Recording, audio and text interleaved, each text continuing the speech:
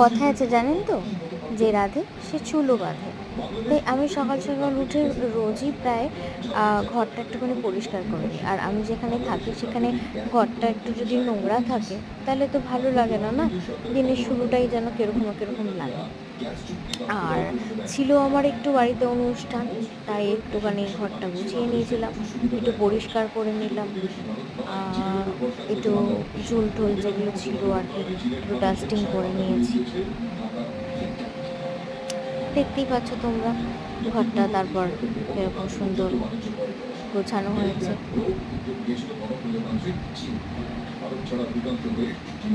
আর তারপর একটু সন্ধ্যাবেলা নিজেকে একটু প্যাম্পারিং করতে বেরিয়ে পড়েছিলাম। একটু প্যাডিকিওর করেছি, ম্যানিকিওর করেছি, একটু ফেশিয়াল করে ক্লিন আপ করেছি। এটা ম্যান্ডেটরি, আমি প্রায় ওকেশনে করে থাকি। টাটা। ভালো লাগলে সাবস্ক্রাইব